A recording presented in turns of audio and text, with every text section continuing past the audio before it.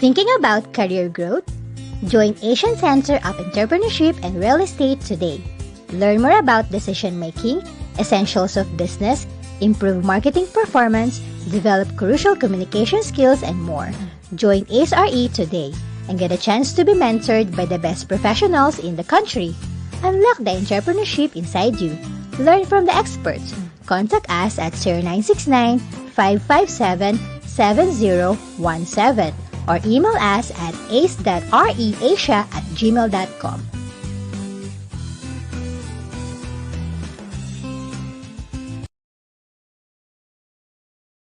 Let's all welcome our host, Dr. Eduardo G. Ong, MBA, JD, Ph.D, DPA, DBA. He is a highly respected real estate professional, educator, and mentor. He holds a PRC license number 001 for real estate broker, appraiser, and consultant.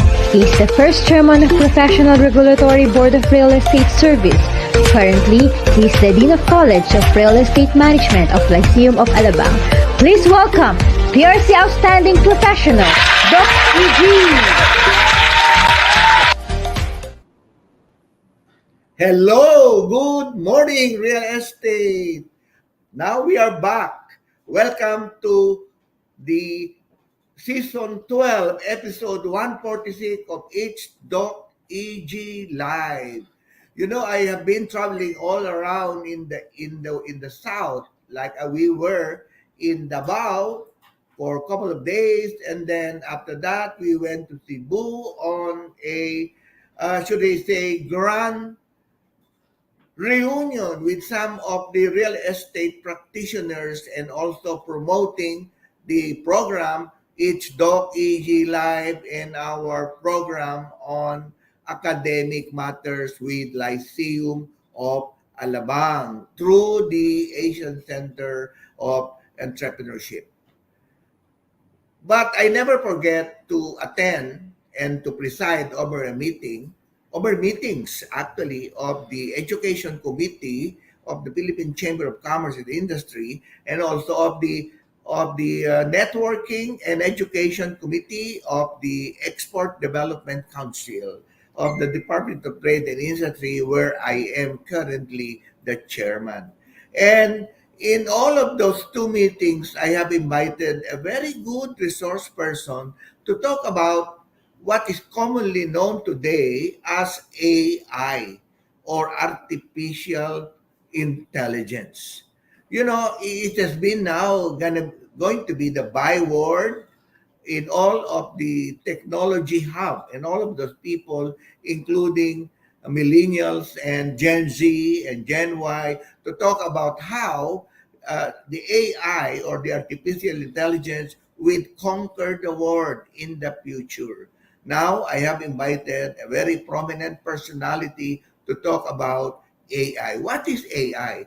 What does it bring to the world of work, and even to the real estate? That's why I have requested our resource person to talk about AI in the real estate industry. So I can't wait to have him. I think he is coming anytime now. But even before that, let us just go to the usual segment of our episode 146. And that first segment is the featured question of the week.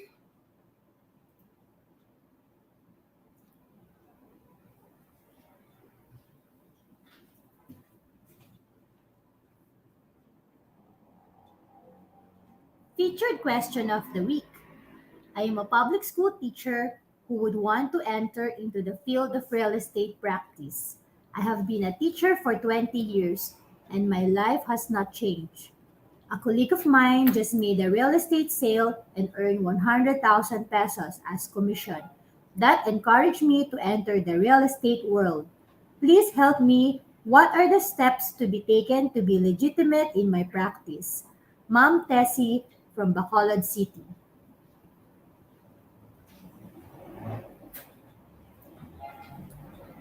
Thank you for that question, Ma'am Tessie. You know, you're one of those, teachers who have come to me and asked me how to become a licensed real estate broker, and how to practice real estate in their neighborhood or in the community, and including in the whole Philippines. Well, I have seen so many teachers, public school teachers, whom after making money in real estate, making commissions in real estate, have left the teaching profession and devoted full time to real estate. But this is how you do it. Okay, I know that you would want to practice real estate service well, legitimately and lucratively. And this is what you should do. First thing, you have to attend a webinar given by any service providers approved by the Professional Regulation Commission that offers a 12-hour real estate webinar or seminar to all prospecting or prospective real estate salesperson. Remember, after attending the 12-hour seminar or webinar on salesperson, now you are now going to be given a certificate of completion by the service providers. Like, for example, the other day, I was a speaker in a webinar sponsored by the Pasay Makati Real Estate Board. And I spoke about the law. I spoke about the Real Estate Service Act of the Philippines. And would you know it that there were a lot of, teachers, engineers and architects who have been who are really interested to be in the real estate field, and I advise them to complete their participation in the 12-hour webinar so that they can get the certificate, and after that they can get a broker of their choice, no, because under RESA law or Republic Act 9646, you cannot just enter the profession without being legitimately accredited by the PRC through your choiced broker. And so after that, you can now be a salesperson accredited by the Professional Regulation Commission. However, if you wish to do project selling, that means to say that you would want to sell condominiums, you want to sell projects, you want to sell subdivisions somewhere all over the Philippines, then you need to get another accreditation. And that is accreditation from the Department of Human Settlement and Urban Development, the DSUD, no, formerly the Housing and Land Use Regulatory Board. And again, you will have yourself accredited by DSUD. What do you need to do? You need to also submit your certification from the PRC that you have been accredited as a salesperson.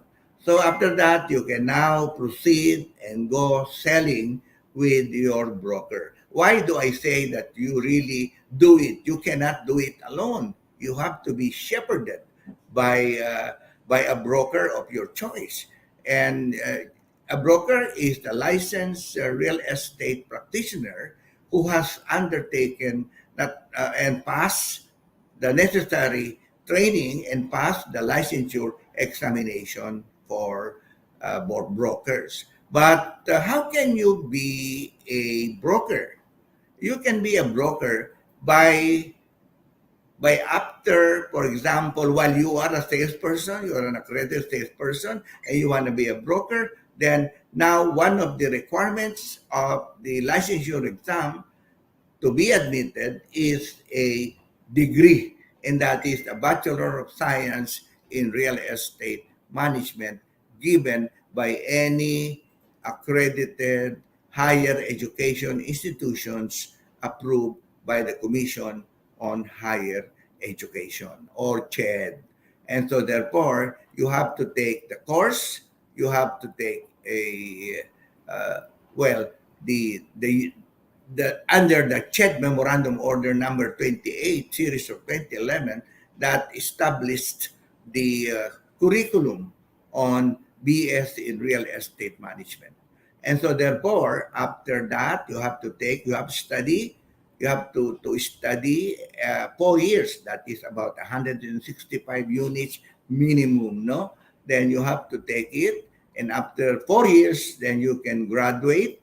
Then you can take now the licensure examination. However, this is only good for K to 12 graduates. However, if you are already a professional and you just want to do real estate on the side or another profession of your choice, then you can you can you can attend now. You can enroll on a BS Real Estate Management. However, in our college, because I'm the dean of the College of Real Estate Management of Lyceum of Alabang.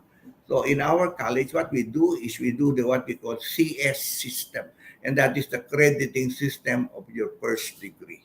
So if you are already a teacher, then naturally you have a transcript of record, no? So then you have to submit to us, to the registrar, your TOR to be evaluated by our registrar. So then to know, the purpose of which is to know how many more subjects do you have to take in order to graduate for your second course. Now, second course. Now, after completing the second course, then you can now go on and apply for the licensure examination. And upon passing the exam, you can now be, well, accredited by the PRC as a licensed real estate broker.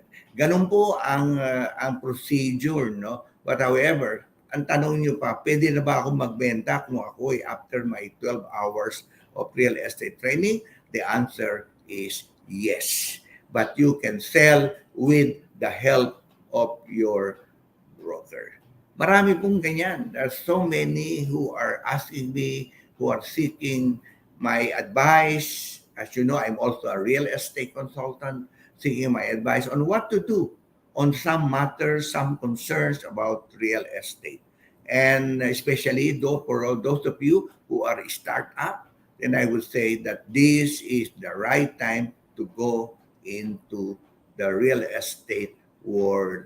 Why? Because after the pandemic, the COVID-19 pandemic is over. And what we normally do, especially all the corridors, not only in the Philippines, but also in the whole world, are already open. So you can do and practice real estate in the Philippines. But if you're lucky, you can do what we call the referral system and do practice also abroad, invoking Section 24 of the law, which is the reciprocity clause. By the way, alam naman natin na all of the real estate practitioners are now very, very busy, no? Including my kumare, Melinda Lit. Hello, Melinda. Melinda Lit is the Executive Vice President and Chairman of the first PRESP ASEAN Real Estate Summit that will be held on June 29, 30, July 1 and 2 at the Waterfront Hotel in Lahug, Cebu City. So for those of you who want to attend, then please come and join the bandwagon of those, practitioners.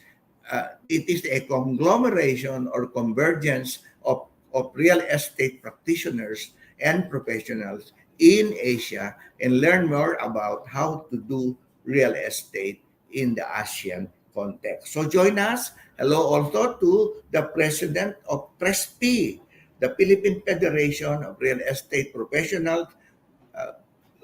President Gigi Roa. I do not know if Gigi Roa is in Naga, but I know that the Philippine Association of Real Estate Board, the PRBRES, is now having their own, South Luzon NCR Regional Conference. As a matter of fact, I want to say hello to all my good friends and to all my comrades in the real estate profession who are in Naga right now. They are now converging in Naga for the conference. Yan. Ako sayang, I would want to go there also. But due to some tight engagements, And I've been traveling all over, and so in order to do a caravan on real estate practices in the Philippines, but that's why I cannot. But anyway, I also would like to thank Bonnie Aguirre, whom I have just had a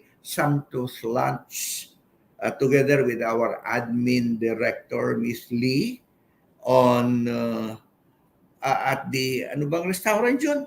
At the Taiwanese restaurant at the Glorieta. That's a very sumptuous blowout. Bonnie Aguirre, maraming maraming salamat. I enjoyed the Taiwanese food. Okay. Now, also, I like to say hello to my good friend from Davao. Well, let me see, starting from John Carlo Tria, the president of the Davao City Real Estate Board. And, well, I met a lot of people there, including Danny, who the one who fetched me at the airport, Danny Arches, and the wife, the beautiful wife. Because I spoke in a face-to-face uh, meeting, or not face-to-face summit of the Association of Real Estate Salespersons in Davao. I am surprised there are about 400 of you. Kaya ang ganda. And I would like to thank also Chris Malasarte, the president of Acres, and to my good friend Anthony Gerald Jutelio, the president of Filipino Homes, who have organized the activity and joined, and it was really a tremendous success. I understand that the group of Filipino Homes are now in Paris. No, wow, wow, wow, wow! Enjoying the not only the atmosphere, not only the cool weather, but also the beautiful scenery in Paris. In the Facebook, I saw them that they are in the Louvre, no, and there was a picture of Mona Lisa and the other well-known page, no. Now, let me also say hello to Glory C and to Huber Mabayaw and the wife, whom have toured me to the various projects in Davao. Uber, ang hirap i-pronounce ito, Uber Mabayaw. And yung kanyang wife, ang tawag namin doon, Jing Garcia. Davao. No? Uber Mabayaw, and also hello to Lori Uy of Cebu. Cebu ba to? And also Glory C, the past president of Baguio City Real Estate Board, and a very well-known personality in the real estate industry. Well, my God, talaga din naman, no? And a very good person who always does what we call CSR, or the corporate social responsibility. And now, well, to my kumare, to Josie Enobal, who has a very beautiful resort in Quezon, and that is Alimang Group. Yan. One time I visited it, and it was really very nice. Now, after that, sojourn, short trip to, well, about 4 days trip to Davao. Then I went to Cebu.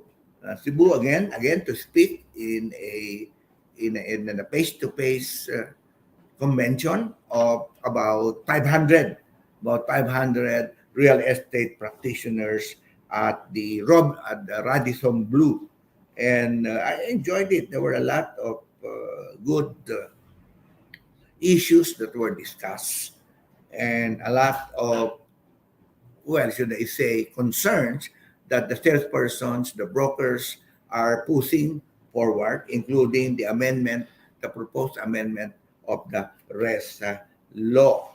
But then again, I would like to thank Bobby Pacanya, and also would like to thank Gil Escudero, no, and Dalita Mausista for really organizing a birthday party for me at Buffet 101. My God, enjoy ako.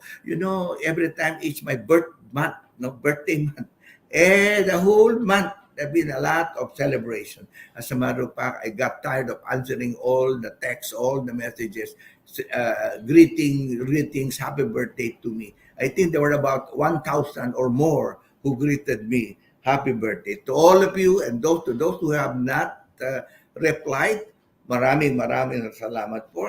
From the bottom of my heart, thank you for remembering my birthday. However, my goodness, I'm getting old.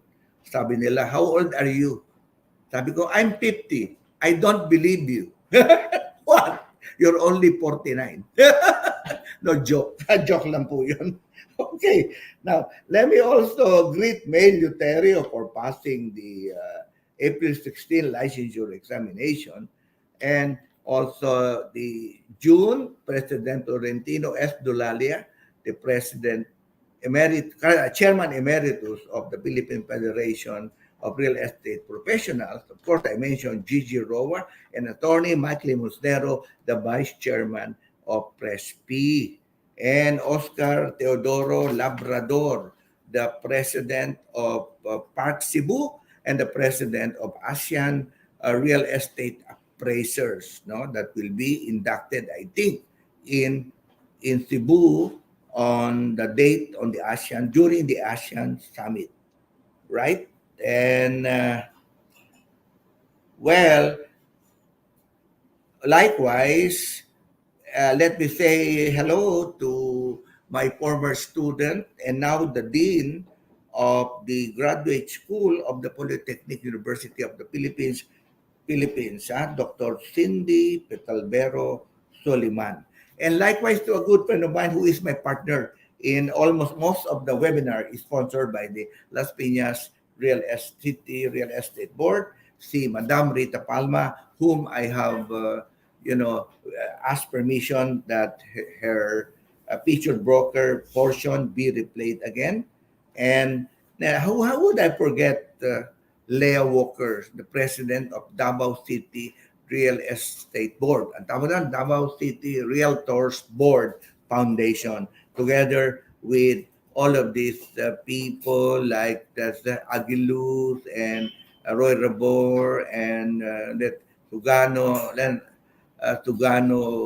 Sugano, and also all of these well-wishers who took time to host a party where host a party in on my honor when I was in Davao. But I know in Davao birthday party, Cebu birthday party, where the other day I also had a birthday party in, well, actually after my EDC meeting, they surprised me with a birthday birthday cake, and which I blew at the time. Talaga din naman, that means to say that I am so loved by people whom I have met in my walk of life. And so with that, I would like to say thank you for your brave birthday greetings. Actually, Wednesday pa yung birthday ko. No? But I know that most of you are now so eager to listen to our AI. Nandiyan ba? Okay. So, because he's coming at 3:30, that's why. Okay, now we continue the segment of our episode 146, and that is the featured broker of the week.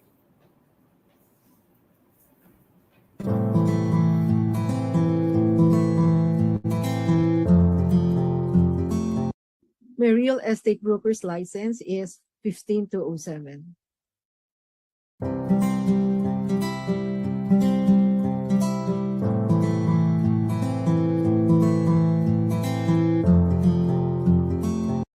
Well, I started my career or my journey in the real estate industry in the year 1991, right after I graduate from college, actually.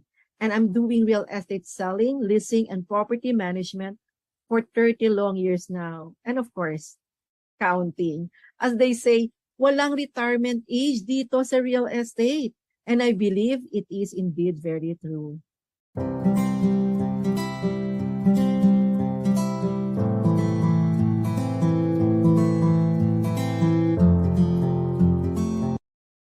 Nowadays, I am engaged in general brokerage. But because I've been in the industry for so many years now, I believe I am entering a new season in my career where I would like to give back to the next generation what I've learned and what I experienced in the last 30 years. I am currently inviting aspiring salespersons to be under my mentorship. As an accredited lecturer, I also conduct RESTP and CPD seminars from time to time.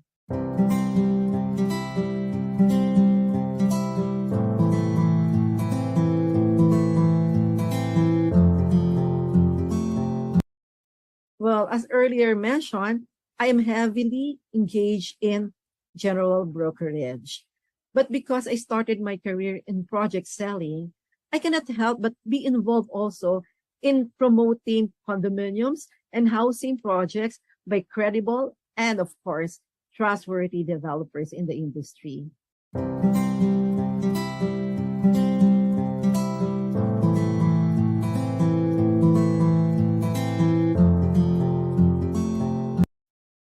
It may sound right for some, but definitely it is faith in God, coupled with being resilient and having good interpersonal skills are the qualities that made me successful in real estate. When external factors like pandemic or high inflation rate threaten the overall impact of selling or leasing out of properties, it is time to step into the realm of right believing and positive mindset to whatever that I am doing.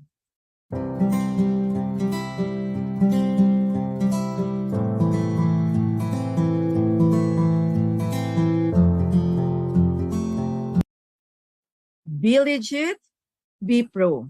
This is a trademark tagline of mine, and it is also my formula for success. Being legit doesn't mean you just have to renew the license when it expires. To be legit also means to comply with the directives and also the mandatories, if I may say, given by PRC, PRBRES, BIR, and of course the other stakeholders in our profession. When you say to be pro, it means never being stagnant. Life is short. One cannot experience everything there is that need to be experienced and be successful. It is a must for all of us to seek wisdom, to seek advices, get insights from seasoned brokers, and learn from their best practices, of course. It is a holistic approach to building a very sustainable real estate career. Well, when you say sustainable career, it means it grows with you. And more importantly, it provides you a purpose that why we do the things that we do, why you do the things that you do. So remember, be legit, be pro.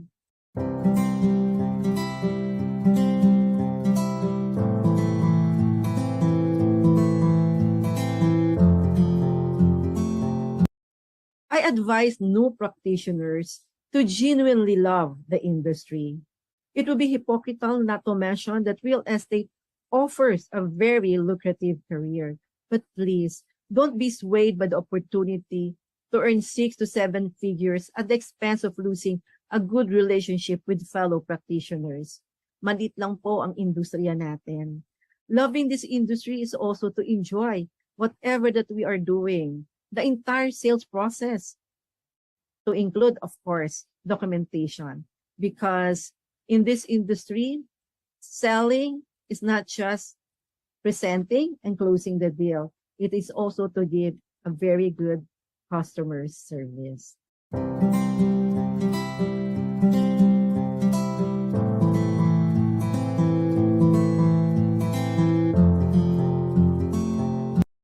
Those who attended my seminars are very aware of this one.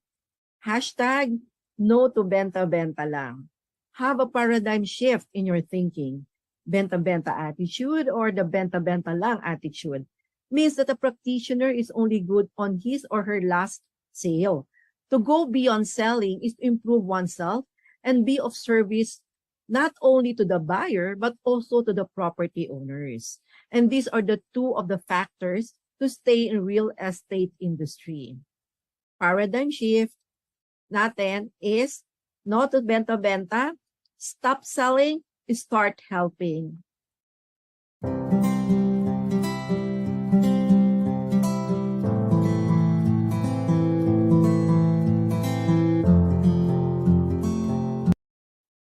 This is one question that, it's giving me so much thinking. It's not something easy because we're already talking of legacy, right? And as I think of this, I know that I want to be remembered as someone who inspires people to value their profession and who has the greatest number of salespersons who turn into a real estate broker. As of now, I have in my team 4 salespersons who are BSREM students. It is a nice feeling. It is a fulfillment somehow to be able to motivate them, to encourage them to go further to wherever they are right now. And that for me is my ultimate legacy to the real estate industry. And don't forget my 2 mantras. First, why be colorum when you can be legit? Secondly, why settle for RES when you can be REB? All right. Thank you, Ma'am Rita. Ang galing-galing naman.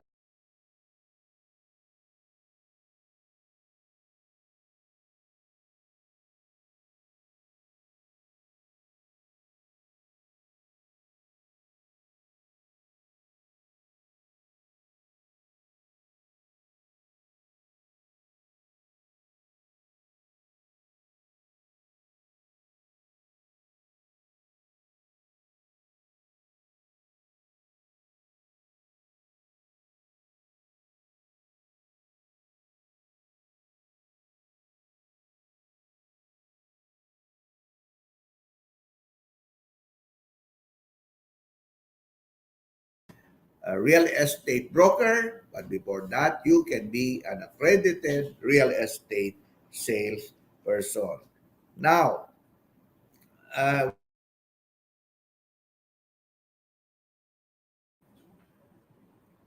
okay. So that was nice, Rita Palma, my colleague in the webinar sponsored by Las Piñas Real Estate Board. And I'm so touched with your message. And it is really true that all of the practitioners must be legitimately practicing their profession. Mabuhay ka, Rita Palma. Okay, now so I received a message that my good friend, my goodness, yung one of the beautiful ladies I admire, Doc Lulu, si Dr. Lourdes Marquez. Yeah, Doc Lulu is, we are together in the Blackwater. You know, we drink Blackwater. That's why, tinan mo naman, ang aming mga kutis, no, Doc Lulu, ha? We are promoting your Blackwater. Hi, Doc Lulu. I followed you in your Facebook account and in your Twitter. Yeah. And also, mabuhay ka, Doc Lulu. And I think Doc Lulu has also a blog. Meron siyang blog eh. Kaya panoorin din natin yung kanyang blog. Okay? And also, another Lou, the Maria Luders Ayuban, the project manager of HRE in Region 7. We are going to see each other on June 2, 3. And we'll go to Bohol, and see how it goes there, how the real estate development is there in the area. And I also would like to greet Dr. Sergio R. Ortiz Luis Jr. for being nominated and accepted, and he's gonna receive an award on June 2 as an Asian iconic leader on business leadership that will be held at the Waterfront Hotel, Lahu, Cebu City on June 2. So I'll be there June to clap for you in Cebu. And sino pa ba to? Let me see. Hello to another Malu, my protege, the lady from San Juan, si Malu Isagire. And also the team, no, my team in the education committee of PCCI, JL Maulabnan, who I understand is now sick, and also my team from the Philippine Dispute Resolution Center, si Mark, si Bamba, and Lerma. They're watching right now from the PDRCI and from PCCI. Yan ha. Teka. Lerma. Of course, congratulations to Jensil De Jesus, who just passed the oral defense yesterday ba yun, or the other day, where I was one of the panelists. Thank you, Dr. Torres, and of course Dr. D. Maculangan, Jun D. Maculangan, for successfully holding that activity with Weng, Rowena Batoon, no? Happy birthday, belated happy birthday, Rowena, of the Office of the Graduate School Research. And to my good friend, the program lead of the Graduate School of UST, Dr. Elizabeth Resio. Ayan. Okay. All right. So now we move on to our info bits.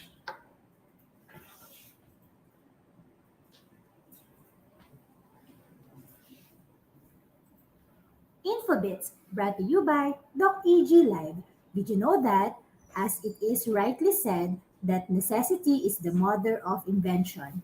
All technologies that have emerged and thrived so far have been invented to meet the needs of society. As newer technology is introduced, it certainly reflects the very essence of a population's needs and wants.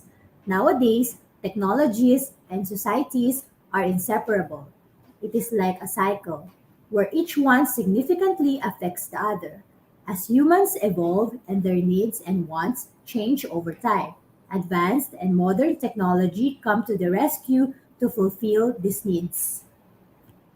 Okay. All right. So we now come. Thank you, God.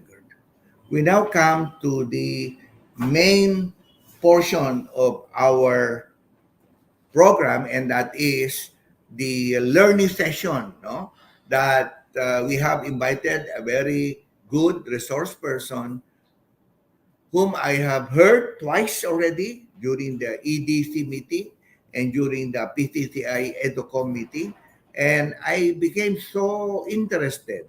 And that's why I think we have to do this as an advocacy, or perhaps looking at it on how the future looks like with AI. So, well, without further ado, I know, is he here? Is he here? Oh, without further ado, let me introduce to you a gentleman whom I have, I think, high hopes that can change the Philippine scenario on business management, education, training, and development, who is a tech doctor of LEENTech Network Solution, and a very, I think we can learn a lot from him. So did I learn a lot from him. Si Richard, no? Richard Prodigalidad, or called Mr. Prodigy. Ayan. Okay. So Richard, how are you?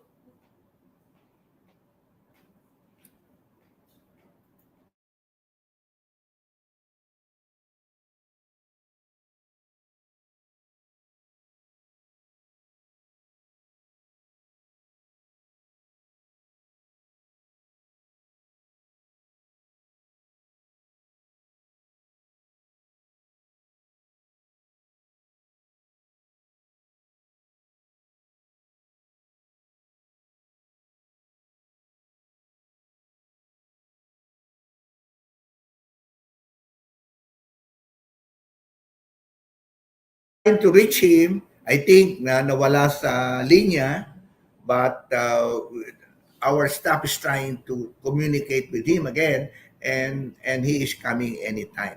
But by the way, let me also look at it. I know Melinda Lit now is in Naga City to Melinda, a good friend of mine, my kumare, is a past national president of Pareb, no? And he is now our executive vice president and chairman, the first chairman of the ASEAN Real Estate Summit to be held in Cebu City on June 29, 30, July 1 and 2. And I think I understand that we will have an array of speakers that will be there to talk about a lot of issues on real estate, including Dr.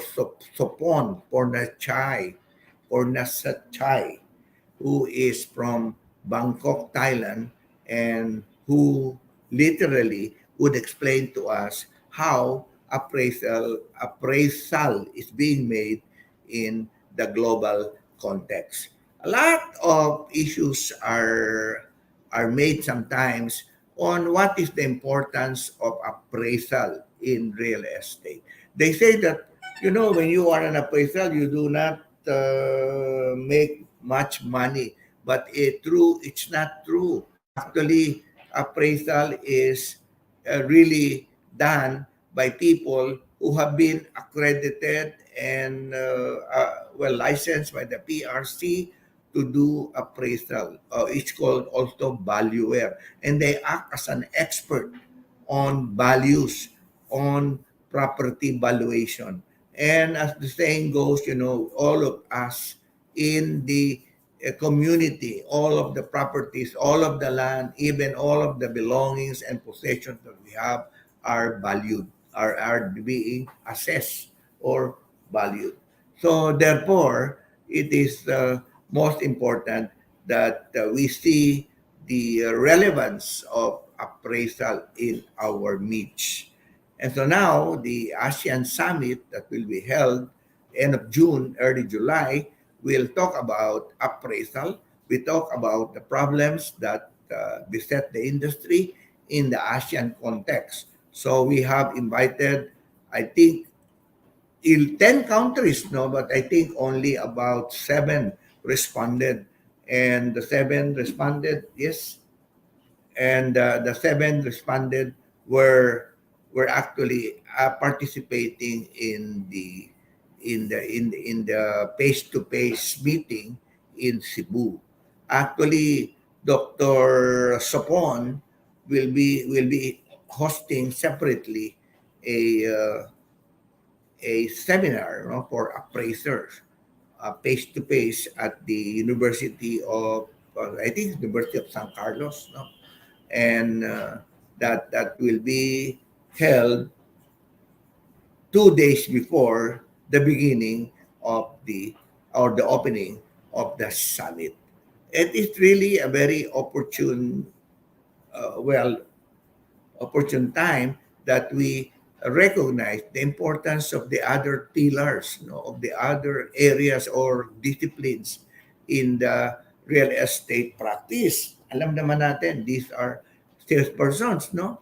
Salesperson, then we have the brokers, then we have the appraisers, which are the private appraisers, and we have the assessors. These are working in government.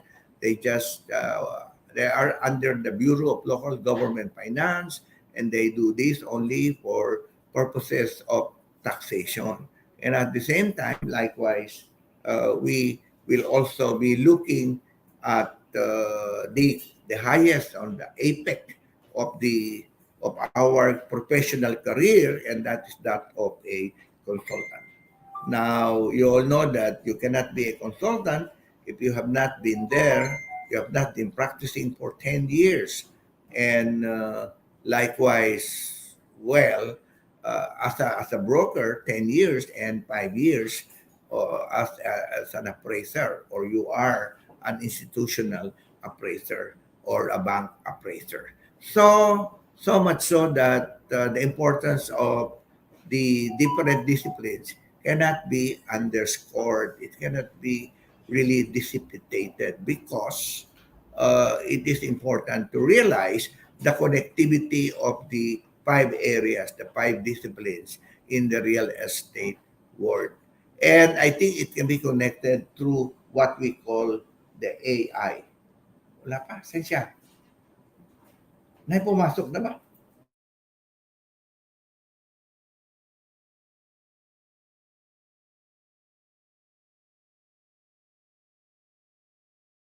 I think our resource person is going to restart because wala ata siyang, pero mapasok na ba siya? Did you call him? Is he coming? Okay.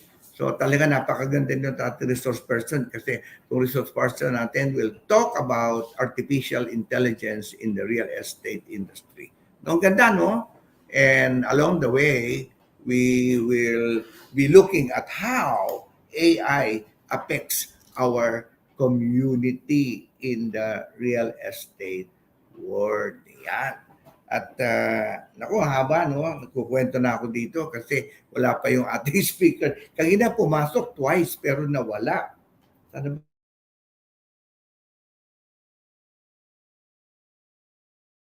time, manood muna tayo ng mga video clippings ha, habang iniintay natin yung ating resource person. Okay, take it away!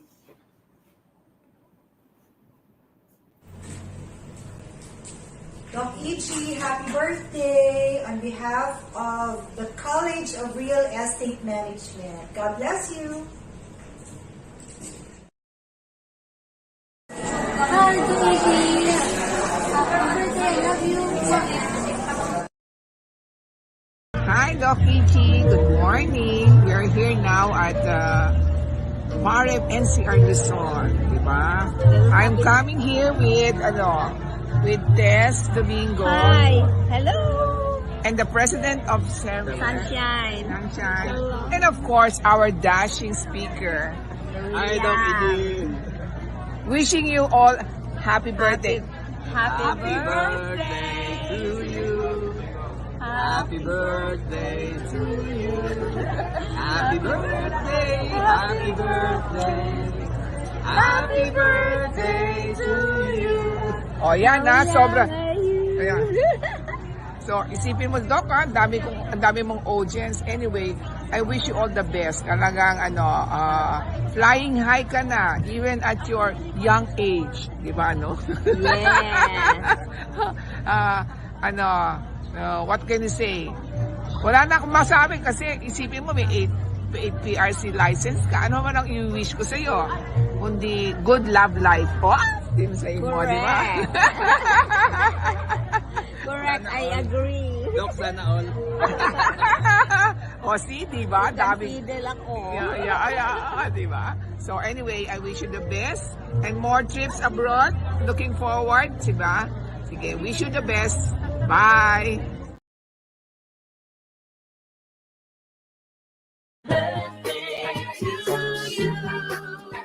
Happy birthday to you. Happy birthday to you. Happy birthday to you. Happy birthday to you. Happy birthday to you. Happy birthday to you. Happy birthday to you. Happy birthday to you. Happy birthday to you. Happy birthday to you. Happy birthday to you.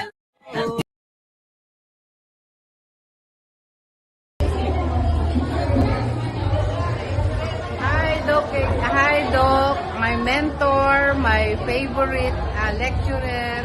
Happy birthday. More years to come and a blissful relationship with all your students. And sana may bago ka ng loved one. Thank you. I love you, Doc.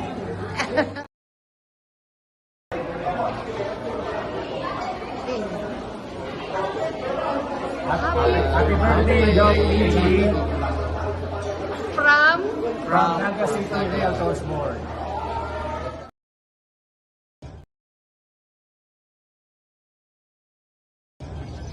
Happy birthday, Doc EG. Good health and God bless. Good morning, everyone. We are here in the city of Naga. PRBRES is having the PRBRES NCR Luzon Conference starting today until tomorrow. To the first chairman of PRC, PRBRES, and of Doc EG Live, Dr. EG Ong, we wish you a happy birthday. Wishing you good health, happiness, and prosperity. Happy birthday! Bye!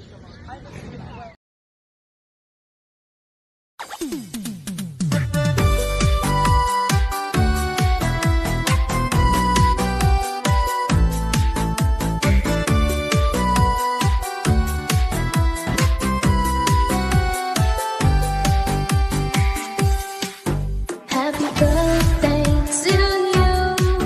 Happy birthday to you. Happy birthday, and the star burning tonight. Happy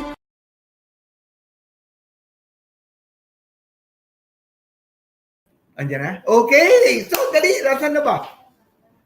Alright, so while we are waiting, I think our resource person is having a little bit of problems in terms of connectivity. Sayang, yari na. Ayos na ba? Nauubos na ata yung ating mga...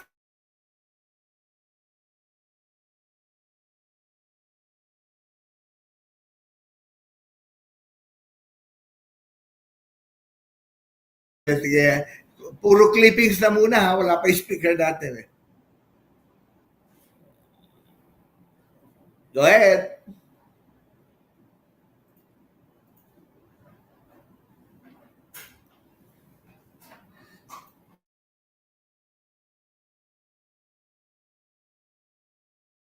Good evening, Sir E.G. Ong. Thank you for visiting Davao City. We thank you for your presence. We thank you for yours ever and constant support with Davao Board. I have been in the real estate for 27 years, and I am not just a real estate broker, but at the same time, real estate appraiser, consultant, and environmental planner, and a graduate of law as well. What's my secret in the real estate practice? There is a saying that says, nothing remains constant in this world but change. When I say change, it means letters C, H, A, N, G, and E. C is communication. You must maintain constant communication with your team, if you have your own team, as well as with your fellow real estate practitioners. H, humility. You must always be open to feedback and as well as learning. And A, adaptability. You must be always be flexible for changes, especially with the circumstances as the years go by. And networking. Don't forget to build relationships with other real estate practitioners as well as with your team. And G, goal-oriented. You must stay focused and always drive for progress. And letter E, you must maintain empathy. You must understand and you must always practice empathy with your team members. With that, I will say that you will never go wrong in your real estate practice. Good evening. Hi, good evening. I am Leia Walker with license number 0018377. I am the president of the Davao Board of Realtors Foundation Inc. And what I'm supposed to my advice to the upcoming brokers be honest with your clients. I have been in the business for 24 years this month. My company is Alea Real Estate, and it's a brokerage and a real estate dealership firm. Yeah, so I've stayed in the business this long because I have good relationship with my clients, and that's what I advise for all of you to do. If you want to stay in this business, be kind to everybody, and like I said, be honest to your clients. Thank you. Wow, galing. Good day, everyone. I am privileged and honored with Sir E.G. today. Every day. Yeah, it's a pleasure to be with him. Ako po ang inyong lingkod, Eileen Ong Sugano. I served as president last 10 years, more than 10 years ago, 2012, sa Davao Board of Realtors Foundation Incorporated. And I've had my license since 1999, I think. So we've been in the real estate business for quite some time now, for several years. To cut my talk very short, I think for me, the secret to success and my happiness in this business and industry is on the apat lang siguro. Number one, love. I have to love my job. I have to love my clients and everything that comes with the work. Of course, love, hard work, and then definitely our honesty. You can never compromise your honesty. And of course, last but not least, gratitude, no? Gratitude. Whether matuloy yung deal or hindi man, everything, all transactions, natuloy or hindi, it comes with a great blessing. Sometimes in terms of money, and but other times it may not be money, but definitely a good piece of learning, a lot of wisdom comes with our transactions and our work per individual case. So with that, I think I made the right decision to get into real estate. Wala ko akong pinagsisisihan, and kahit medyo semi-retired na ako, I'm still happy to be in this industry and in this line of work. I never been interviewed in my life. This is going to be the first time to say something that I never know how to say. But anyway, good evening. Good morning ba? Good morning. Good morning, real estate. Good morning, real estate. Good morning to followers of Doc E.G. Ong. Alam ko millions yan.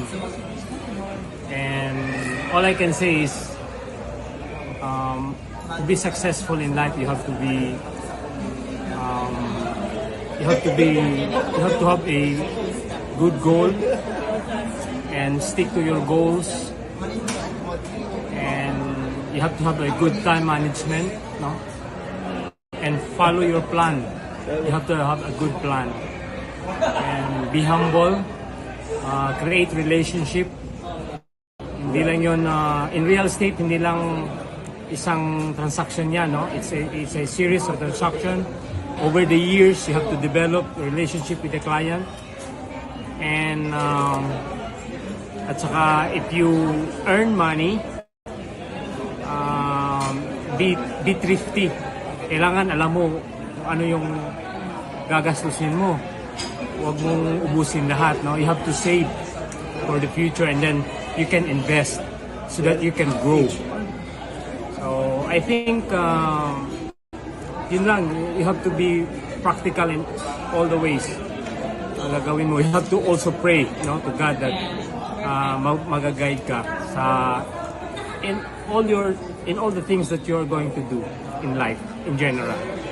So I think yun lang siguro, no? And be healthy. You have to have a healthy lifestyle. Saka yan. Yun lang siguro. Thank you. Hi, Sir EJ. First and foremost, I would like to say thank you for all the help you have given me during my presidency for the Davao Board of Real Estate Inc. in the year 2016. I'm sorry I was not able to express my gratitude to you as the earliest time. But now, I would like to let you know that I am very, very grateful. Ano nga question?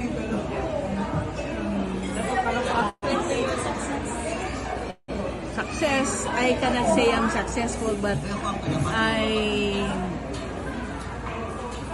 believe I have done my part in the real estate industry, and one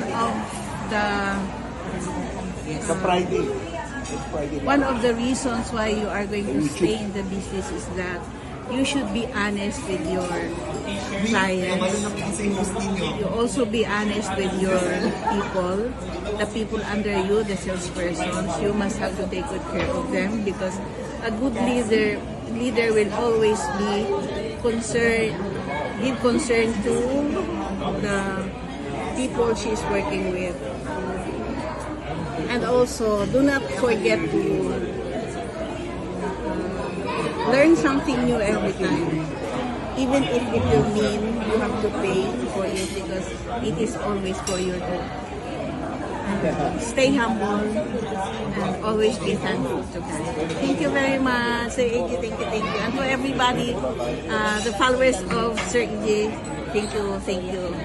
And you are in a good path, in a good hands with Sir EJ. Thank you very much.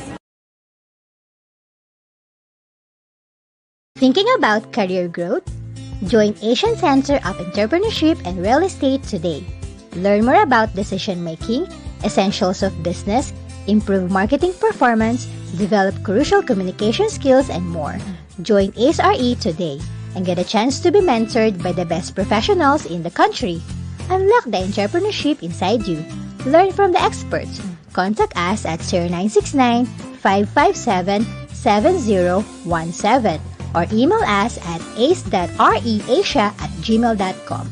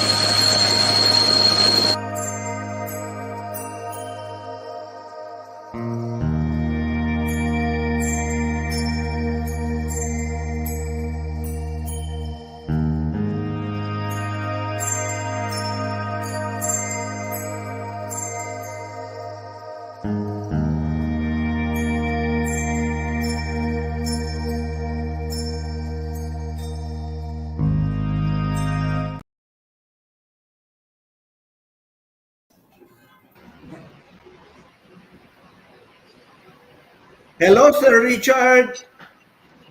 Hello, sir. Can you hear me? Yes, I can hear you. I think you're Ay, having a little salamat. Sorry. I think you're Okay. having a little hard time. O kaya ginawa namin, Yeah. nag-play lang kami ng video. This is my first time to use kasi StreamYard.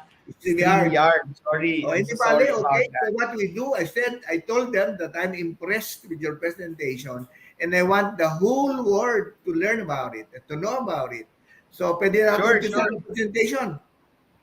Okay, let's go. Go, Okay. go, go. Go na tayo, no, sir? So let me just present my screen, no? Okay, share screen. Okay.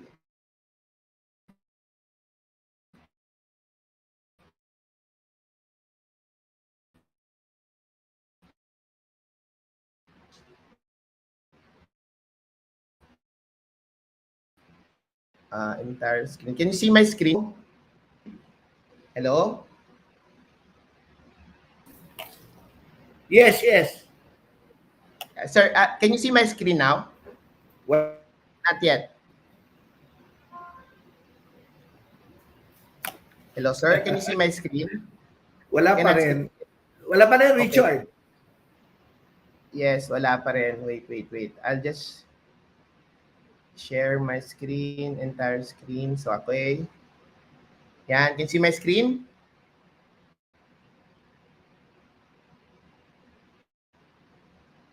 There we go.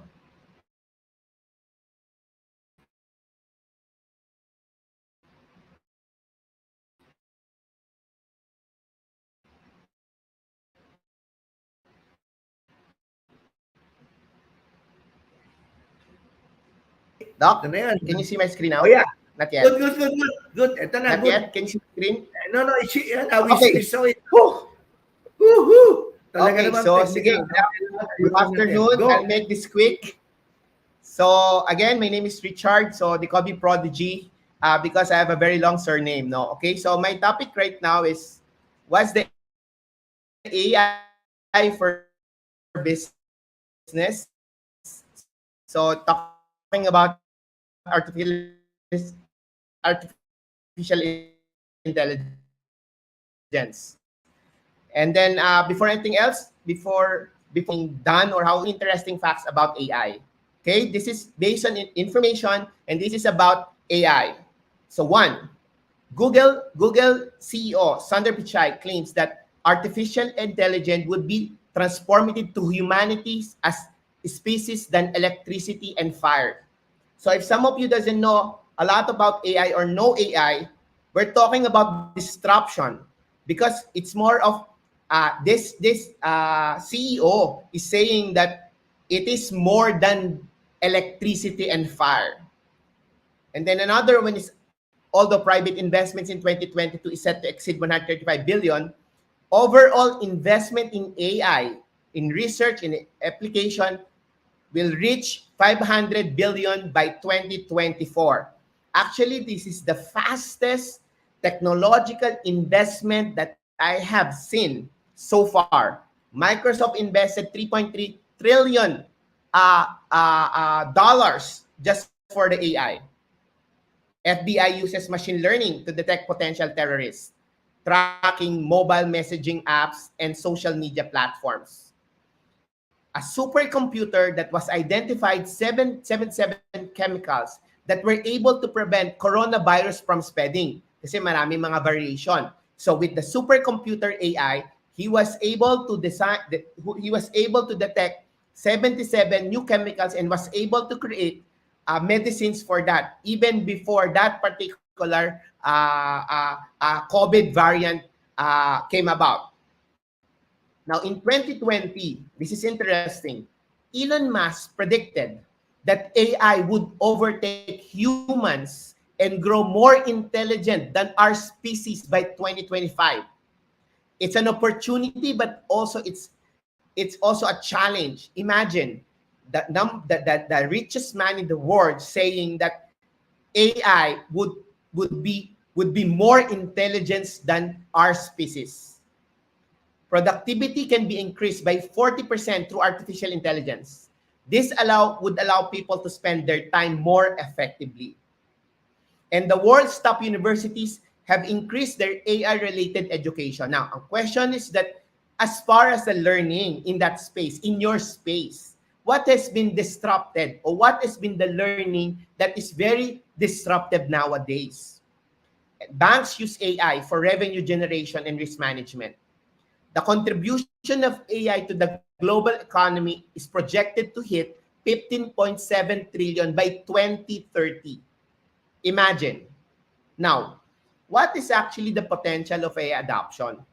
Kasi we talk about AI, so how this will be adopted? The adoption of AI in the Philippines is still in its early stage, but there is a significant potential for growth.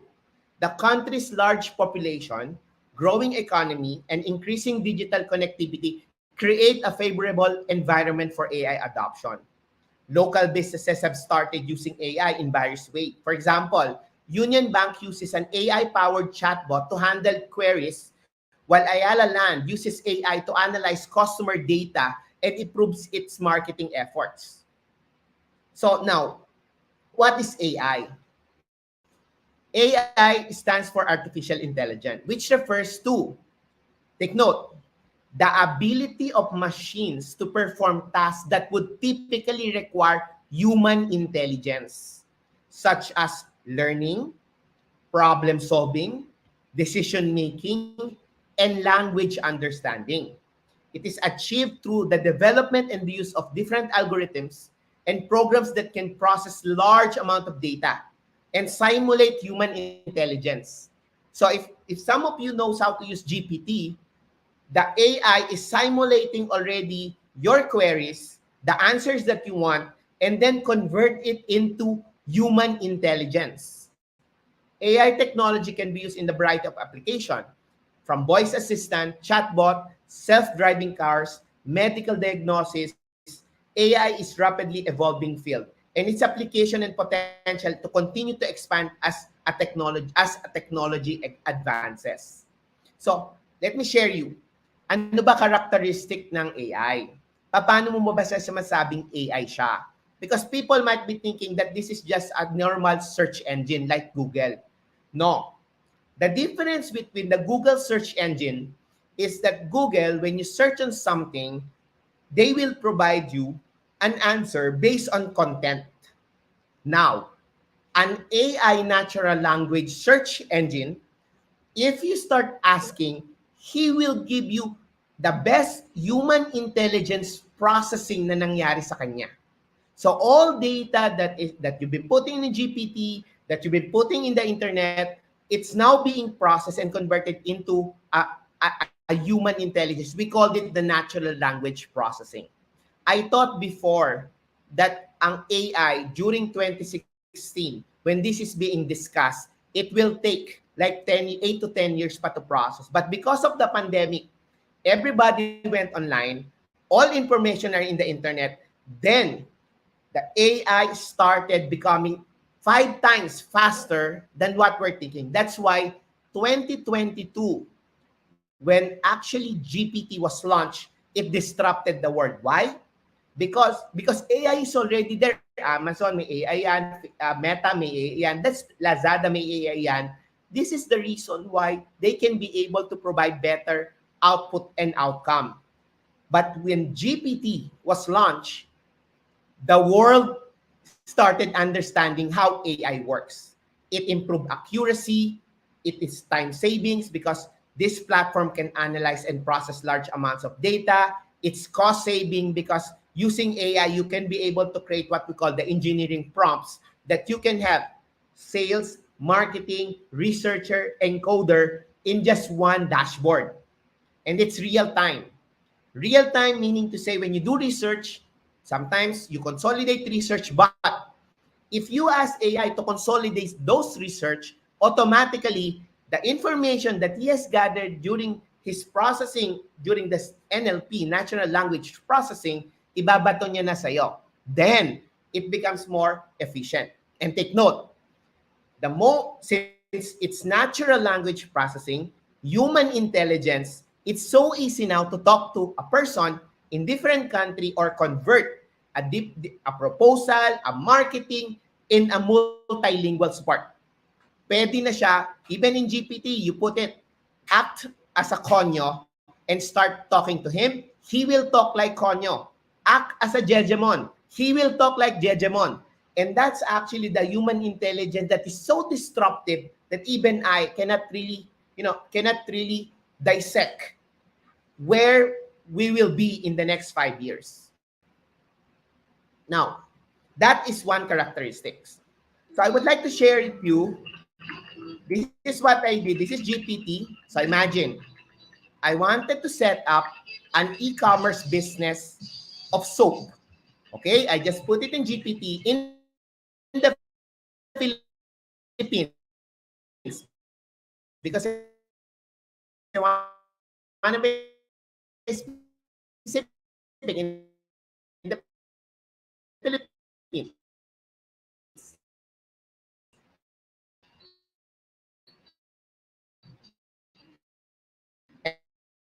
And then I want him to create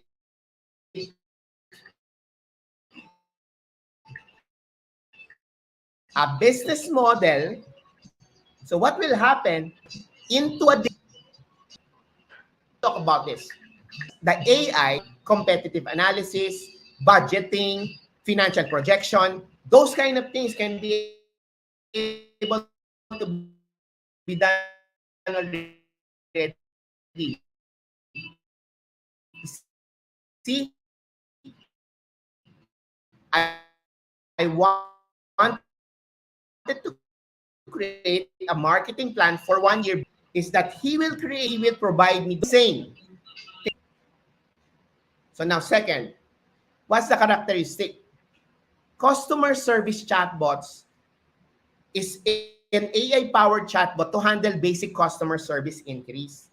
So hindi na, remember, long time ago, you will be looking at, gusto ko ng chatbot, yung parang may FAQ. The chatbot before is based on content that you put. The chatbot AI today is based on the data analysis that he has got in the past, process it, and give you the right answer. So isipin nyo, kung personalized, naglagin yung isa, may tinanong, nalaalala nung AI kung ano ang sinabi niya before, and he will trace it and track it based on the preference of the person. That's powerful. That's personalization. And take note, cost saving, it is 24/7. It is scalable because you can run this. One chatbot AI can run like 10 different people or even more. And it's scalable. So next, it's predictive analytics platform. That means that you can use machine learning algorithm to analyze behavior, meaning to say patterns. This is the reason why Lazada is Lazada, because Lazada provided an AI in their system. They know already what you buy, what the Filipino buys. If you look at Lazada right now, you will notice that there's so many brands, but most of the brands came from China. 3 years ago, walang ganyan. Konti lang yan. You know why? Because they saw in the AI that mga CCTV, mga cams will be that trend in the Philippines. So therefore, since China has a manufacturing company, they provided it, work with Lazada, work with Alibaba, and they create their own brand. Imagine how manipulative AI could be in a business. Now, this is also interesting. Image recognition platform. So meaning to say, the machine can be able to analyze images already. For example, if I want to buy this product, this is a glass of water, I'll just take an image of this. He will convert it into text, and at the same time, he will be able to know whether there's a defect for quality control. Imagine yung iba minamanual, chine-check, but using AI, iikot lang nila yan, malalaman nila kung may defect or wala ang isang product. Imagine how disruptive would that be in the manufacturing. Speech recognition. So I don't know if you know this, but Speech recognition platform uses machine learning to transcribe and analyze speech and, take note, transcribe, analyze, and create a report. So that means that when you say something, it can be processed, they are converting it into a machine learning, and they can synthesize and put it back to us. And then, synthesize na siya. So kaya, sobrang, like for example, language translation, speech recognition, convert into Japanese, then that's it. Ganun na siya kadali ngayon. That's the power of the human AI intelligence. So now, I decided to come up with certain cases that application for different industry or different segments. So I'll start with the brokers. So a statement. Brokers deal with a vast amount of data, property details, customer preference, market trends, and so forth. AI can help them manage information, making brokers more effective and efficient. How? Number one, predictive analytics. AI can analyze historical data to predict the future market trends, helping brokers make data-driven decisions about pricing and listing. Client matching. AI algorithms can match customer preference with property listing, making the process of finding the right property more efficient. Automation of routines. So automation of routines and tasks.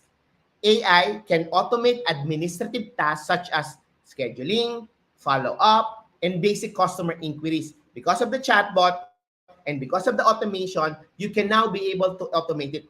Before, when you talk about computerization, you talk about certain segment to automate. But right now, there's what you call workflow automation, that everything is actually automated. Later on, I'll be showing to you the process as to how an AI can be applied in an HR environment. Number one, AI case for students. Kayo, mga estudyante. Understanding AI can give students an edge in their future careers. So here is some areas where AI is applicable. One, market analysis. AI can analyze vast amounts of market data, giving students the tools to understand and predict market trends. Right now, the GPT-4 is actually talking about competitive analysis. You can just tell, act like this, engineer it, and then at the same time, you ask them, give me the top 10 competitors in this industry, and if you are part of that natural language search engine, lalabas yun, bibigyan na kayo ng information na dapat kayo nagpa-process, pero yun synthesize na. Second, virtual tours. AI-powered virtual reality can create virtual property tours, providing an immersive way for buyers to view properties remotely. AI in design. So, meaning to say, AI can aid in property design, optimizing for factors such as energy efficient and usage of space. So, yesterday, I was trying to find a way. So, hanap ako, I wanted to actually create or look for an image that is actually more of a real estate. You know what? I use an AI called image creation called Midjourney because I wanted to have a 2-story building with a swimming pool and then classy, etc. Then boom, it gave me 4 different designs and it took me 15 seconds to create it. Now imagine if you are good in prompt engineering, you can be very specific in what you want and you can be able to provide an image without actually having photography, without actually creating, even you can create a blueprint that can be able to be calculated. But of course, you need to be able to be a good prompt engineering person. Kahapon nga, we were discussing about we're setting up a restaurant. So rather than, hamburgers, etc., I just use the Midjourney so I can be able to create the best vodka, the best Heineken, best hamburger with mojito on the side. Later on, if we have time, I can demonstrate that to you. Now, AI case for agents. AI can improve accuracy in property appraisal by analyzing large amount of data from different sources. So what is application? Property valuation. AI can quickly analyze factors affecting property values such as location, property features, recent comparable sales, resulting into more accurate valuations. Insane. AI can do that right now. Second, risk assessment. AI can analyze market data and property details to assess the potential risk associated with a property, helping appraisers make more informed decisions. And then lastly, efficiency. AI can help appraisers process more valuation more quickly, increasing productivity and revenue. So, ayan siya. So, again, for appraisers, so appraisal industry, so as I mentioned, artificial can actually fundamentally reshape how appraisals are conducted, offering numerous benefits. So, number one, automated valuation models. AI-based valuation tools can analyze quantity of data, historical sales data, local market trends, property-specific factors to produce accurate and near-instant property valuation. So, ayan siya. So, and I have added here image recognition. So, AI can utilize image recognition technology for more accurate property inspection. For example, it can analyze property photos to identify specific features or assess condition that can affect the property value. And then predictive analysis. Using historical data and market trends, AI can offer predictive analytics for future property values, rental pricing expectations, and investment returns, making long-term decision-making more precise for appraisers and their clients. So insane right now in your industry, you can actually be the change maker. So sabi ko nga, the father of real estate, you have to have a baby already, which is an AI. This is now the different cases on how to use AI: customer experience, supply chain, human resource, fraud detection, knowledge creation, research and development, so on and so forth. Imagine nyo, this whole dynamics. In order for you to create this, it will take you months. It will take you sometimes years. But this one, it could only take you like 2 to 3 months, and you have now a robust data bank that you can be used in the future of your business. So I'll give an example. So, but at the end of the day, okay, matakot sa AI, because there has to be. I want to share with you what can and cannot be replaced by AI. Number one, data entry. AI can automate processes of data entry which involves manual inputting, database, or spreadsheet. Yan, pwedeng mapaltan yan. Customer service. AI-powered chatbot can provide customer service. Maganda pa yan kasi pare-parehas yung culture, pare-parehas yung behavior niya because it's already being learned from the customers insight. Telemarketing. AI-powered system can make automated sales call and respond to customer inquiries without the human intervention.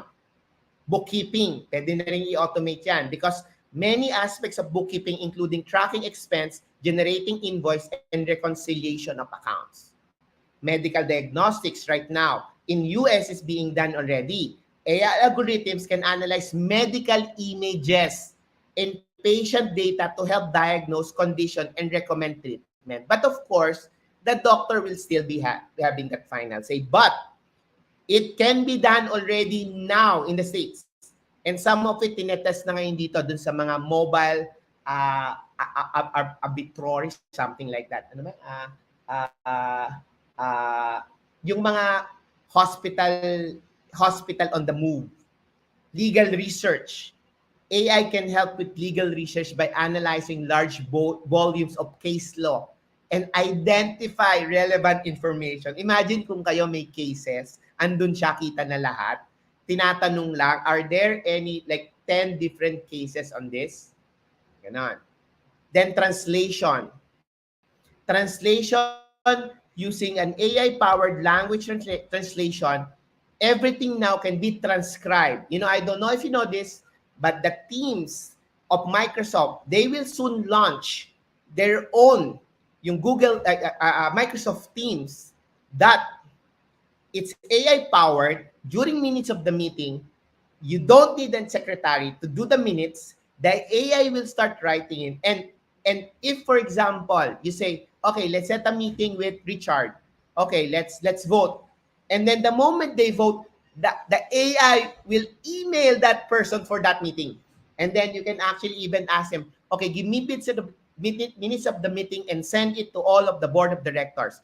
AI can be able to do that now. So AI cannot replace yet creative jobs. AI may struggle to replicate the creativity of and originality of human artists, musicians, writers, yung creative part. But I'm not talking about the music because they can be able to actually create a lot of better music. Social work. Jobs in social work and counseling involve human interaction. It will be difficult for AI to replicate. Healthcare professionals. AI may be able to assist with certain aspects of healthcare, such as diagnostic, drug discovery, but healthcare professional will still be needed to provide hands-on care and make important decisions about patients' treatment. And law enforcement. Jobs in law enforcement involve complex decision-making and human judgment, which may be difficult for AI to replicate.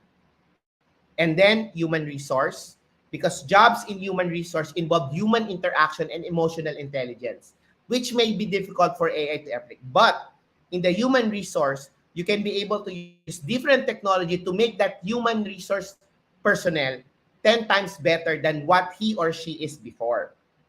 And then creative problem solving. Jobs that require creative problem solving, such as inventors, scientists, engineers, they may be difficult for AI to replace due to the complexity and unpredictability of this task. And of course, lastly is the leadership and management skills, such as executive and managers, involving complex decision and ability to motivate and inspire others, which may be difficult for AI to actually handle. So, saan ba kayo dyan? And then, if not, asan na ba yung transformative learning ninyo? Because at the end of the day, if you look at the competition, we're talking about worldwide. So now, how do you enable AI technology in your business? Because this might be a question. So, you can do it in 2 stages. Very simple lang. Number 1, you start working in a low-code, no-code environment. When I say low-code, no-code environment, this is actually technologies na para na siyang plug-and-play Lego siya. So it refers to a development approach that enables individuals with little or no programming experience. Uso na kasi ngayon yung parang Lego, babagawa ka ng bahay, bibili ka ng kamay, bibili ka ng ulo, bibili ka ng paa, kung may budget ka, at kung ayaw mo na nung kamay niya, tatanggalin mo yan, ibabalik mo. Ito yung also sort of so-called SaaS or software as a service. Di ba? Minsan meron kayo nakasubscribe, biglang aalis kayo because you find a better one. So, in the space, codes needs to be in a low-code, no-code environment para madali niyo siyang mapaltan. So, I'll give you an example of a low-code, no-code environment. So, imagine nyo, on the left side, these are all the companies and technology. But using Webflow, that's a technology that we normally do. Using Webflow, you can create different types of projects, e-commerce, marketing website, and all of this can be an AI-enabled. That is the difference of running a low-code, no-code environment, especially with Webflow, because they can be able to integrate AI right away. And then second is, you have to look at it in a different perspective na ang mga technologies. You talk about workflow. Workflow automation is the process of creating from point-to-point automated na. So it typically includes the creation of workflow, which has may mga visual presentation. That's why I'm sharing it to you right now. So what's happening is that the goal of the workflow is to streamline, optimize workflows, reducing the needs for manual intervention, and improving efficiency and accuracy. But this is based on a per industry. So I'd like to share you a use case. Ito sa onboarding ng bagong empleyado, kung meron kayong HR, etc. So this is the use case. How AI can be able to actually be of use in onboarding a new employee. Tingnan nyo ha. 1, employee fill outs online application form. Fill up sila kasi nag-apply. Number 2, the AI or the system will send notification to the hiring manager for review. Oh, may nag-inquire. Automated yon, wala kayong ginawa. Then second, hiring manager will review the application, approve it or reject it. So yun ang manual. And then what the system will do? If approved, the system will send out letter to the candidate with electronic signature option. And then the candidate signs offer letter electronically, and the HR system sends notification to the IT department to create new employees account, email address, yung mga access, laptop, etc., without actually having human intervention. Then the HR AI system will send notification to facilitate department to arrange for new employee workspace. Yung mga mag-go on board. And then the HR system send notification to payroll department to set up a new employee in the payroll system. So, and then HR system send notification to the new employee with the details of their first day of work, including orientation and any necessary paperwork. And then the HR system AI updates employee record with all necessary information. Imagine niyan, this is an onboarding process. Dalawa lang ang intervention, the rest is automation. This is workflow automation. And this now can be done using Webflow. So again, these are a lot of case studies. So number one, case study in the customer service. You can use chatbot to automate customer service interaction. Ang maganda pa dito, very personalized. And take note that he is smart enough to know what he can say or what information he can say and what are the information he cannot say. Marketing. Use it for analytics, automation of data, customer behavior, so that you will be more optimized in your marketing campaign and you can personalize customer experience without actually human intervention, because the AI will process it, and you as an organization, meron kayong standard principle or processes, we let AI process that for us. Then sales, of course, qualifying leads, identifying the most promising prospect, knowing the insight, and then getting the granularity of this behavior so you can be able to offer better package. Another thing is, I mentioned it to you, sa human resource, so process of reviewing job application and others. So a training, learning management training and stuff, it can be run via AI. Finance, use AI-powered invoice processing tools to automate the process of verifying and approving invoice. Because of that image AI detection I mentioned, that this is also possible. Procurement, use AI-powered supplier selection. Sino yung mas mabilis magbayad, and automate its process, including payments, including contracts.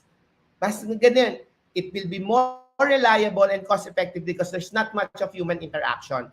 More of processing na lang siya. End-to-end na lang yung pinag-uusapan. Legal, you can use AI-powered document. We call it Optimus, so that all the documents, legal or data, you put in that Optimus Prime, and then magkakaroon kayo ng sarili niyong prompt or GPT, but every time that you ask something, that particular result will be based on the documents that you put AI enabled. Insane yan. Sobrang effective yan sa mga companies. IT operations. Use AI-powered performance monitoring tools to automate the process of monitoring, infrastructure, may downtime, kaya niyang i-activate ulit yan, kailangan tawagan, etc., etc. It can all be done or automated. Manufacturing. Imagine sa manufacturing, it can automate processes of inspecting and verifying product quality because of that image AI detection, reducing the risk of defects and ensuring compliance with regulatory standards. So now, how do we move forward? So I have come up with 5 different items that you should be able to actually understand. 1, identify key challenges. You have to make sure that you understand the unique challenges of your sector and identify how AI can address them.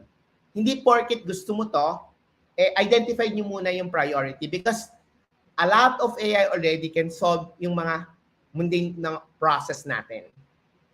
Second is choose the right tools, because there's so many AI available. You need to have some sort of a consultant, some sort of people who will be helping you to choose the right tool so that you can make it scalable and you can use it para mapagkabit-kabit yan parang Voltes 5. Collaborate Web3. So meaning, engage with AI experts such as us, technology providers, and other stakeholders for successful implementation of AI. I call that the term Web3 is actually, if you look at the internet, it's more of collaboration. We cannot really survive without collaboration. It's not about I, myself, and me. Me, even as a consultant, I'm into AI. I still work with different collaborators. I work with security officers. I work in Israel for vulnerability and penetration testing because yun ang forte nila, and that's Web3 environment. So now, number 4, and this is important, training. Invest in upskilling your workforce in an AI-related areas to make the most of AI adoption. Kasi technically, again, ang lagi ko pinag-uusapan yan, ngayon ba, ano ba tinuturo natin at paano ba natin siya tinuturo? Gaano ba siya ka-effective? Remember of this Gen Z and millennials, magkaiba yung universe niyan on how you will train them. AI can help you with that because they know how a Gen Z or how millennial works because he already have that data during the process of that NLP or natural language processing. And review and improve. So meaning, you have to continuously review the effectiveness of AI tools and make improvement as necessary. Remember, the future is not something we enter it. It's something we create. With AI, we have the opportunity to create a more inclusive, efficient, and innovative future. Innovative future. So let's seize it. So as I've said, AI is the future of business as it has the potential to revolutionize the way we work, increasing efficiency, improving decision-making, and unlocking new opportunities for growth and innovation. So with my final slide, I'd like to share you this one. Thank you for your attention and participation today. As we've explored in our discussions, AI's implications for our industry are profound. It's not merely about automation or fancy tech, it's about augmenting our capabilities, enhancing our efficiency, and empowering us to deliver unprecedented value. Brokers, students, agents, and appraisers alike stand to benefit significantly from AI's transformative power. From automating mundane tasks to making data-driven decisions, AI's impact is reshaping our professional landscape. So, what does the future hold? The future is one where AI enables us to predict market trends with greater accuracy, personalize services for every customer, and bring a level of precision to property valuation that's currently beyond our reach. But it's up to us to seize these opportunities and learn to adapt to this new reality. At your company, we offer a suite of AI consulting services to help you navigate this change. We aim to demystify AI, guiding you on leveraging it effectively for your unique needs and ensuring it delivers tangible results. Whether you're looking to implement AI in your operations or merely seeking to understand how science fiction is just not very evenly distributed, let us help you distribute it more evenly in your professional lives. We believe that embracing AI isn't just an option. It's a necessity for remaining competitive and future-proofing our industry. Thank you again for your time today. We look forward to helping you navigate your journey with AI. My name is Snoopy, and I am part of Smart Prodigy AI Consulting. On behalf of our tech doctor, Mr. Richard Prodigy Prodigalidad, thank you very much with your time. Thank you very much. So, yan, AI yon actually. Yes, thank you, Richard. Ang galing. Ikaw yun, di ba? Hindi sir AI. How do you now, many questions are put up in my cell phone saying that, how do you apply that to the real estate industry? Yeah, as I mentioned a while ago, you have to be able to identify first what are the key challenges that you have. And then from there, because AI is so many already, like for example, as I mentioned a while ago, so from a sales perspective, if you start using AI and put it in a CRM, and activate that information into AI, you can be able to get those data and those information and then come up with analytics. So you would be able to know market segments. You will be able to learn a lot of insights from customers. So it's more of, if talking about the how to activate it, the first thing that they need to do is to understand first the key challenges that they have, and then let an AI expert identify the priorities that they can be able to actually set up as parang an AI platform for them. Ganon. Okay, Okay, Doc? the key problems in real estate marketing is how to find clients, how to sell. Ma-identify ba yung mga target market? Can you Yeah, identify the target? of course. Okay, number one, remember, if you will be targeting, let's say, sales, in AI, it can help you create different marketing strategies based on Oh. customer target market, based on location, based on preference, based on age. You can be able to create a full research and even competitive analysis on each of the millennials, baby boomers, very fast. So data is already here. What we need is to use and seize that data and convert it into a meaningful information in the real estate industry. That's why nga, Doc, I always mention this. What problem are you trying to solve, and let AI help you along the way. So kasi when you mentioned about nga that the marketing, from operation, from the logistics, it's already possible. So ganun siya. Like Doc, one more. Picture. When you start taking picture, AI can be able to describe those information and convert it into meaningful content and use that content as a sales presentation. Using that content as a sales Okay. presentation. Yes, it's possible. I think this is most important, being checked by a lot of developers. Sabi nila, when we are trying to develop or put up a condominium concept in a particular locality, we want to know the flow. We want to know whether the market is there in the location where we're going to put up the condo. Will AI be able to help? Yeah. Okay, Doc, sasabihin siya, AI can 100% do that. You don't, because why?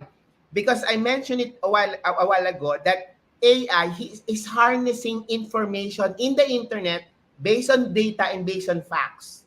So yung mga information na napaprocess niya, sinisynthesize niya yun sa utak niya, ang kailangan niyo lang tanungin siya. That's how powerful. I mentioned to you on my previous presentation, did you know that the AI right now has so many data that by 2025, they will be more intelligent than the actual mga data processing that we have, because they are now synthesizing it in real time. Insane na, Doc. Sabi ko nga, it's useful to spot location, where to locate a particular building for sale. Yes. And even the history of that location. So it will be best for up and coming developers who would like to locate a site, identify the site for the building they're going to construct.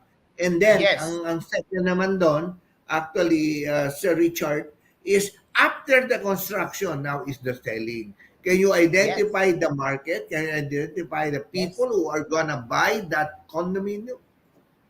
Yeah, okay. This is good because when you develop a property, ito yung maganda. When you develop a property and you will finish it in the next 2 years, you don't know what will be the market there, right?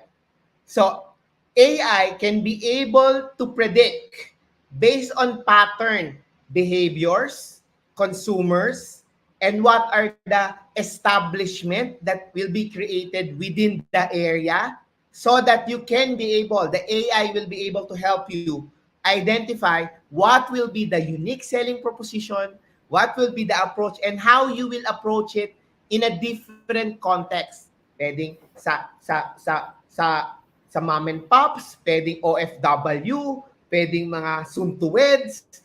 He can redesign the content based on that target audience. Kasi most of our viewers now are real estate brokers, real estate developers. And they say that, can AI help us identify our prospective buyers? Yan, tanong. Yeah. Yeah. Well, again, Doc, yung identification, ibe-base natin siya engineering kung saan yung target niya. Kasi technically, marami kasing factors. For example, one, do you want AI to choose the best location? Yan, AI yun. So he will actually look for the best place, right? Second, sino yung best target market niya? So, ito yung kinikita, etc. So, then he will now be able to share with you kung saan pwedeng to market. Now, the moment ma-identify, the AI can also provide a marketing strategy and even the visual design for that particular market. Yes, definitely. So maganda pala yan because some of the associations of developers would like to hear from us. Siguro, sabi ko, okay, so we'll be most willing to, Richard and I will be sitting down with you. Baka mamaya makakuha tayo ng kliyente doon, ano? Doc, ako, ang sharing ko, alam nyo, since kayo naman ang the father of things nito, real estate. Real estate, let's create a baby real estate product so that and share it to them rather than them creating it on their own. Baka pwedeng tayo gumawa nun and then i-cater natin and then let it be a software as a service so that it's unified and then they will just pay certain amount as a subscription, maliit lang, rather than them developing the technology. So to be able to get info, no? To be able to get on site because sometimes some big developers are quite hesitant to go into it kasi hindi pa sigurado masyadong prolific an AI. But now with that perhaps ano tawag doon? Model, baka model, no? We can create a model, then they can ride on it, no? Yeah. Doc, and with Ayala, Doc Ayala spent millions of pesos using AI market analytics. Yung mga maliliit, baka hindi kaya yan. Ayala is doing that now. They now have developers. Mga medium-sized developers ang targetin natin. Yun ang market natin, medium at saka small because we want to empower them. Yes. Yung mga startups, small. Yes, sila yung tulungan natin. Kasi malaki tayo, mas madami. Why? Because we have more data. Yeah? Kasi the more information we have, the more accurate our data and insight would be.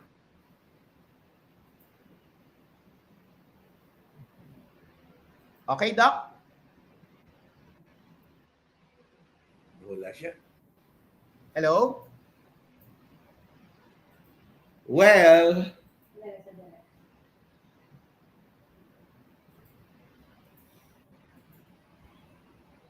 tama yan siya doon. We create a model. Hello? Doc, I'm here.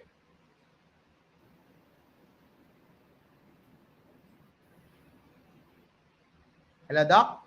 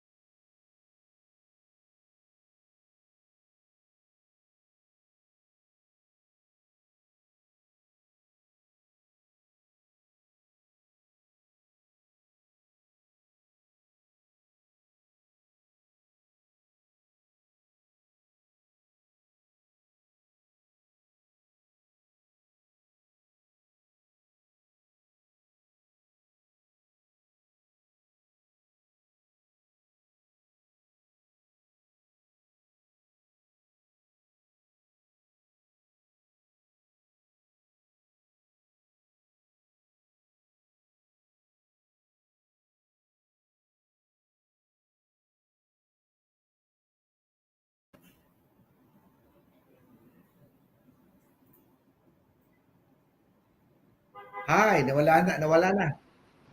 Doc. Hi, naku, ang mahina signal eh. Okay, I okay. see. So what Okay. we will probably do, Richard, is we will meet one time, perhaps next week, and create a real estate model that we can probably, market to the developers and also to the brokers. No? Maganda yan. I like that idea. So, maganda. So, maganda. So, I think now I've been receiving a lot of calls saying that, can you present to us? Mga developers, can you present to us? In my cell phone, they're receiving a lot of calls. And sabi niya, can you present? Can you present? Sabi ko, sige. And pero sabi mo nga, you're correct that we should create a model first. No? Para makita na natin to. But So, Doc, what we can do, yeah, we will assess kung ano yung pinaka-priority and then create a model. Para at least, meron na agad tayong, I called it, the minimum lovable product by the father of real estate. Ganon. Gawa tayo maraming anak, Doc. Ganon. Very good, very good. Maganda yan. Very ganda yan. At ang galing. We learn a lot from you. Kaya lang, I'm sorry, sometimes signals are so erratic and the internet is so problematic. I'm broadcasting from my office. Anyway, let's meet again next week, ha? Pag-usapan natin to. Sige po, Let's Doc. I invite you for lunch together with Nestor Palabiam, no? No problem, Doc. Okay. So Yeah. can you give our viewers a little message, a short message, a parting message on the importance of AI? Yeah, sure. Okay. For me, it's actually AI is like a tidal wave. It will wash and drown everyone who doesn't know how to use AI, and that's really what's happening right now. So it has been said that AI would be far better in the next 3 years. The first question is that where should we start and how do we start pivoting from this new environment towards the future of real estate. So, yan yun, Doc. I think it's important. In appreciation to your being with us this afternoon, be in our YouTube channel, and for your information, we're also being viewed simultaneously on Facebook. So let me give you a short appreciation, a certificate of appreciation, saying that thanking you for being with us, no, Richard Prodigalidad, Mr. Prodigy, yan, the tech doctor. And thank you so much. And I hope we can develop something for the real estate industry, and we develop something also for some entrepreneurs. No, maganda yan. It's a very nice product. I want to pick up as one of our selections in our business. Okay. So mag-usap tayo and we talk about it and pag-usapan natin mabuti, ha? Thank you so much. Thank you so much for your time. Thank you. Thank you, Doc. Yeah, thank you rin. Thank you, Doc EG. Thank you. Okay na. Thank you so much. Ganda-ganda naman. But I'm talking to Richard Prodigalidad and see what we can do in order to really enhance and develop the real estate industry from the point of view of the real estate developers, the real estate consultants, appraisers, assessors, brokers, and salesperson. We'll see what we can do. Marami po salamat. No? Thank you, Richard Prodigalidad. Now, let me also, again, go to the last segment. Meron pa tayong mga banter? Okay, so we'll go to the other banters. Okay, stem cell ultimate healthcare. Portier, if you want to maintain your youth, if you want to prevent aging, go Portier. Okay.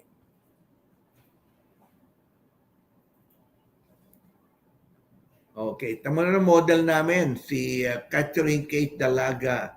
We wanna protect, defend, shield, boost, activate, and strengthen your immune system, you go take Portier. It's a unique masterpiece. Okay, next.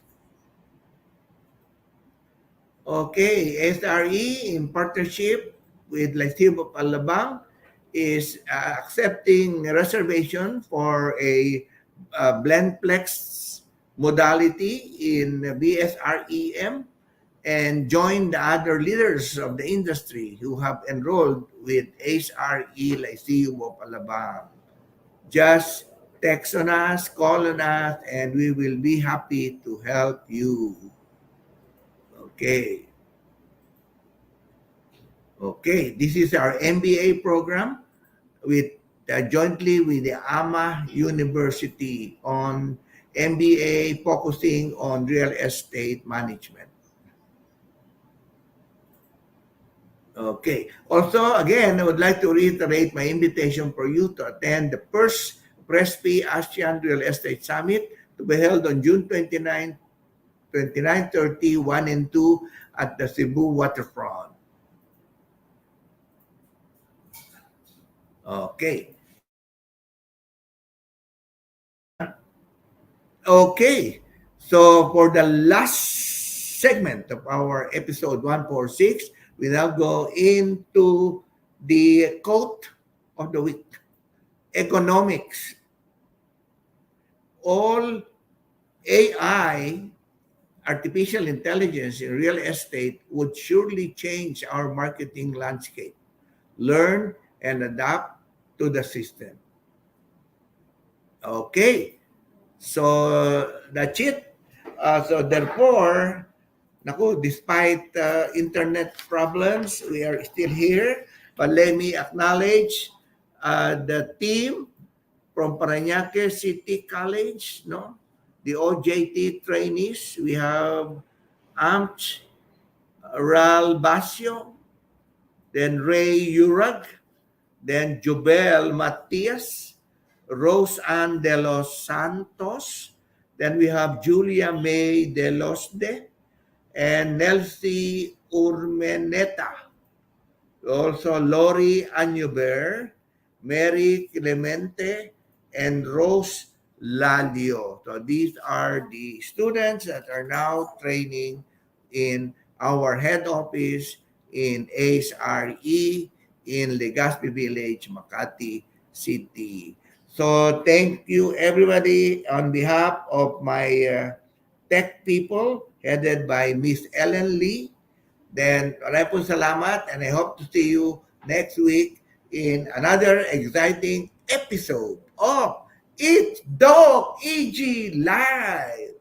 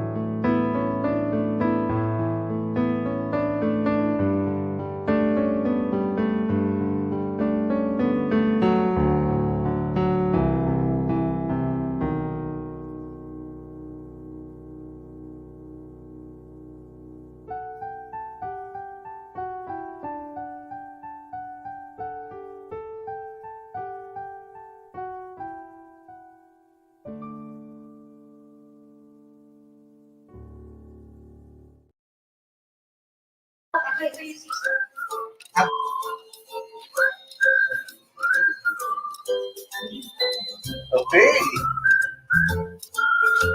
Hey.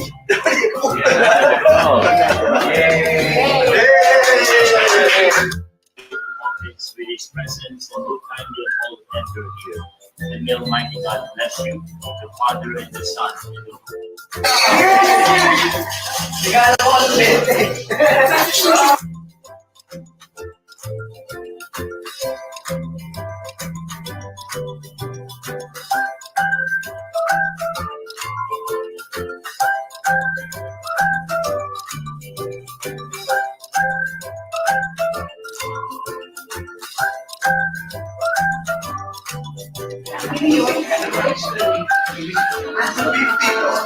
Happy 50th.